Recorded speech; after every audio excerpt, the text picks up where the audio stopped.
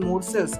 आप सबको पता है कि जो ऑर्गन हैं, तो सबसे पहले हम बात करते हैं इस टॉपिक के बारे में। हमको पहले सबसे टॉपिक आ जाता है डेफिनेशन की like. Hello and welcome back to my YouTube channel guys, I am Aman Soni, your tuition Aman Soni. तो आज मैं आपको पढ़ाने वाला हूँ चैप्टर साइंस का। तो अगर आप लोग भी इंटरेस्टेड है इस चैप्टर के तो वीडियो को लास्ट तक देखते रहें। आज मैं आपको साइंस का जो चैप्टर होने वाला है chapter 5 the fundamental unit of life, वो मैं इस चैप्टर में बहुत इजी तरीके से पढ़ाने वाला हूँ। तो चलिए वीडियो को स्टार्ट करते हैं। तो सबसे पहले हम बात करते हैं इस टॉपिक के बारे में। हमको पहले सबसे टॉपिक आ जाता है डेफिनेशन की लाइक सेल है क्या।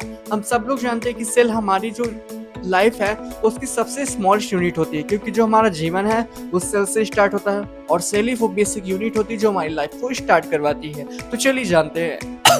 According to definition, cell is the basic structural and functional unit of life. That means कि सेल जो हमारी होती है वो जीवन की आधारभूत इकाई होती है, जो कि एक एक सेल हमारे मिल करके एक बड़ी सी बॉडी को फॉर्मेशन करती है। चलिए आगे जानते हैं। Every living organism is made up of one or more cells। आप सबको पता है कि जो ऑर्गेनिज्म है वो या तो सिंगल सेल होते हैं या तो मल्टी सेल्यूलर होते हैं। तो हर एक ऑर्गेनिज्म एक सेल या फिर मल्टी सेल्यूलर के रूप में फॉर्मेशन करता है। तो चलिए आगे जानते हैं। Cell perform all life process like respiration, nutrition, excretion and reproduction। तो हमारी जो सेल होती है वो सारी प्रोसेस कंप्लीट करती है as like a life process. जीवन की सारी प्रोसेस परफॉर्म करती है। कैसे? एज रेस्पिरेशन, हम सांस ले रहे हैं तो सांस लेने की जो प्रोसेस है वो भी सेल परफॉर्म करती है। न्यूट्रिशन, हम जो भी डाइट ले रहे हैं उनको डाइजेस्ट करना एक्सेट्रा प्रोसेस को परफॉर्म करना, वो भी सेल का वर्क होता है। एक्सक्रीशन, हम जो भी सब्सटेंस को लेते हैं, टॉक्सिक्स, एंटीटॉक्सिक्स, उन सब चीज़ों को रिमूव करना सेल का ही वर्क होता है, क्योंकि वो सेल ही होती है जो हमारे अंदर से हार्मफुल सब्सटेंस को बाहर करने का काम करवाती है। Next, reproduction. आप सबको पता है कि हमारी सेम स्पीसीज इस वर्ल्ड पर बनी रहे, इस प्रोसेस के लिए हम रिप्रोडक्शन करवाते हैं। उसी जैसे प्रोसेस सेल भी परफॉर्म करवाती है। Now Just as bricks build a house, cells build all living organisms। आप सबको पता है कि जैसे एक घर होता है और उस घर में एक छोटी छोटी ईंट्स लगे होते हैं और वो ब्रिक्स क्या करवाते हैं, ईंटें एक बड़ी सी दीवार, बड़ा सा घर बनवाते हैं। जस्ट लाइक हमारी जो सेल होती है वो भी एक अच्छी सीक्वेंस में पैटर्न में फिक्स होती है, जिससे हमारी बॉडी शेप का फॉर्मेशन होता है। और वो कैसे होता है उसके बारे में भी हम जानेंगे। तो स्ट्रक्चर को देख लेते हैं। ये हमारा एक सेल स्ट्रक्चर है, इसको बहुत अच्छे से समझ लेते हैं। आपको यहाँ पर दिख रहा होगा सबसे जो हमारी एक्सटर्नल लेयर है, इस लेयर को हम लोग कहते हैं सेल वॉल, जो कि प्लांट में होती है। और ये स्ट्रक्चर आपका प्लांट सेल का होने वाला है।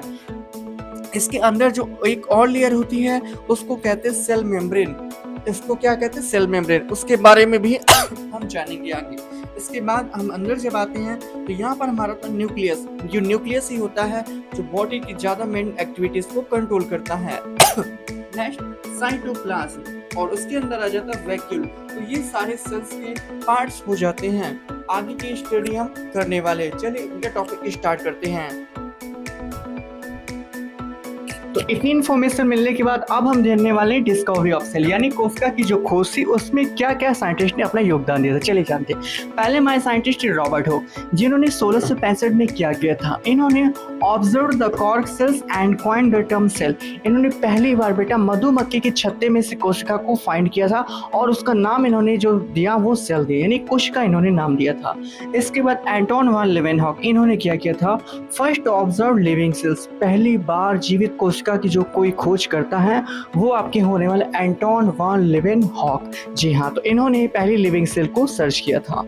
देन बात करते हैं रॉबर्ट ब्राउन, इन्होंने क्या किया था, डिस्कवर्ड न्यूक्लियस, यानी कि ये हमारी जो कोशिका है तो कोशिका के अंदर एक न्यूक्लियस भी होता है। इस न्यूक्लियस की जानकारी किसने दी बेटा? रॉबर्ट ब्राउन ने हमको जानकारी दिया कि कोशिका के अंदर एक न्यूक्लियस भी पाया जाता है। आगे बात करते हैं हम स्लाइडेड एंड स्वान, इन्होंने क्या किया, प्रपोज्ड सेल थ्योरी, कोशिका की जो थ्योरी थी, कोशिका का जो सिद्धांत था वो किसने दिया बच्चा लोग? वो दिया स्लाइडेड एंड स्वान ने हमको कोशिका सिद्धांत प्रोवाइड करवाया था। देन आगे बात करते हैं रुडोल्फ विर्चो, इन्होंने क्या किया, all cells arise from pre existing cells, ये सबसे इम्पोर्टेंट बात है सेल के बारे में कि एक जो सेल है आपकी वो सेल मल्टीपल सेल में या फिर सिंगल से डबल सेल में कैसे कन्वर्ट हो रही है उसकी जानकारी आपको रुडोल्फ विर्चो ने दी था। कैसे समझते हैं, सपोज इट यहाँ पर एक कोशिका आपकी, एक कोशिका कैसे दो कोशिका में कन्वर्ट हो रही है और दो कोशिका कैसे आपकी चार कोशिका में कन्वर्ट हो रही है, उसकी जानकारी कैसे दिया बेटा, उसकी जानकारी आपको दिया था रुडोल्फ विर्चो ने कि सेल्स डिवाइड होती हैं और सेल डिवाइड होकर के मल्टी सेल बनाती हैं, यानी एक जो छोटा सा सिंगल सेल है वो मल्टीपल सेल में कन्वर्ट हो जाता है। यानी कि जो बेबी फॉर्मेशन है वो इसी थ्रू प्रोसेस से होता है। ये छोटा एक सेल मिलकर के मल्टीपल सेलुलर एक ऑर्गेनिज्म का फॉर्मेशन करता है। अगर जानकारी अच्छी लग रही है वीडियो को लाइक करते रहना, चैनल को सब्सक्राइब करते जाना। चलो बढ़ते हैं आगे की तरफ।